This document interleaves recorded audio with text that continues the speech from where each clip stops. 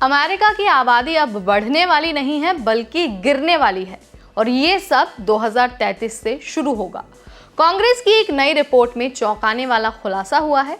खुलासे के अनुसार अगर इमिग्रेशन नहीं हुआ तो अमेरिका की सड़कों पर कम लोग होंगे, ऑफिसेज खाली होंगे और फैक्ट्रियों में काम करने वाले लोग ही नहीं बचेंगे। और मजेदार बात, ये गिरावट 2040 में पहले होनी थी लेकिन अब 7 साल पहले ही आ रही है।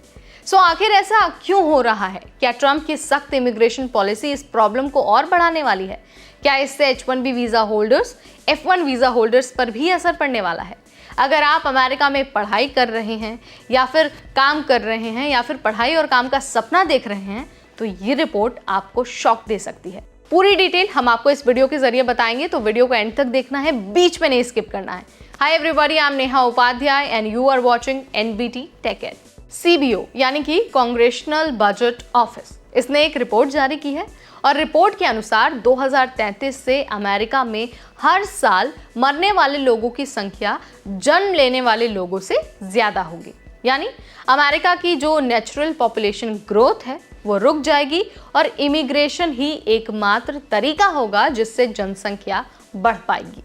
ये चौंकाने वाली बात इसलिए भी है क्योंकि पिछले साल तक यही रिपोर्ट ये कह रही थी कि ये जो सिचुएशन है वो 2040 के बाद आएगी, लेकिन अब ये 7 साल पहले ही होने वाली है। अब सवाल ये है कि अमेरिका की जनसंख्या आखिर घट क्यों रही है? तो देखिए, रिपोर्ट में कहा गया है कि इसका सबसे बड़ा कारण है मोर्टालिटी रेट का गिरना और बुजुर्गों की संख्या बढ़ना। इमिग्रेशन की अहमियत और ट्रंप की नीतियां भी इसके पीछे बहुत बड़ा कारण है। CBO की रिपोर्ट ये साफ कहती है कि अगर इमिग्रेशन नहीं बढ़ा तो अमेरिका की आबादी गिरने लगेगी और इसका असर पड़ने वाला है अमेरिका की इकॉनमी पर। लेकिन दिक्कत ये है कि ट्रंप सरकार की नीतियां इमिग्रेशन को कम करने की दिशा में है। फरवरी 2025 में बॉर्डर क्रॉसिंग 94% तक गिर गया है, यानी कि अमेरिका में आ रहे अप्रवासियों की संख्या बहुत कम हो गई है। हालांकि इस रिपोर्ट में ट्रंप की पॉलिसीज को तो शामिल नहीं किया गया है। ऐसा इसलिए है क्योंकि ये जो अनुमान लगाया गया था पॉपुलेशन डिक्लाइन होने का, वो पहले ही लगाया गया था जब ट्रंप राष्ट्रपति नहीं थे। लेकिन अगर इमिग्रेशन कम होता रहा तो अमेरिका की लेबर फोर्स यानी कि जो काम करने वाले लोगों की संख्या है उस पर सीधा सीधा असर पड़ेगा। इसके अलावा US की इकॉनमी पर भी तगड़ा असर पड़ेगा और कर्ज बढ़ेगा। अब बात करते हैं कि इसका अमेरिका की अर्थव्यवस्था पर आखिर असर कैसा पड़ने वाला है। तो देखिए, रिपोर्ट में कहा गया है कि आने वाले 30 सालों में अमेरिका की GDP ग्रोथ एवरेज 1.6% रह जाएगी, जो कि पिछले 30 सालों के 2.5% के मुकाबले काफ़ी कम है।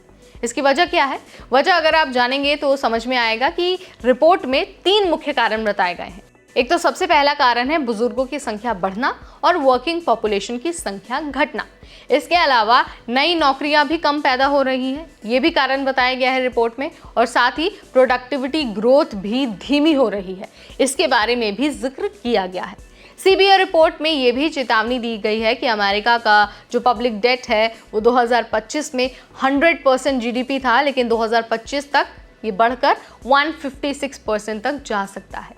अगर सरकार इसी तरह उधारी लेती रही तो इसका असर प्राइवेट इन्वेस्टमेंट और इकोनॉमिक ग्रोथ पर भी पड़ने वाला है। हैरानी की बात यह है कि AI और नई टेक्नोलॉजी के बावजूद प्रोडक्टिविटी ग्रोथ नहीं बढ़ रही है। रिपोर्ट का तो ये भी कहना है कि इसका एक कारण ये भी है कि लोगों की जो एजुकेशनल क्वालिटी है वो पहले जितनी नहीं बढ़ रही है। अब सवाल ये उठता है कि क्या इसके बारे में अमेरिका को चिंता करनी चाहिए? क्या अमेरिका को इस रिपोर्ट से डरना चाहिए? तो देखिए, रिपोर्ट कहती है कि अगर अमेरिका ने इमिग्रेशन रोका तो उसकी इकॉनमी को नुकसान हो सकता है और जनसंख्या भी कम हो सकती है।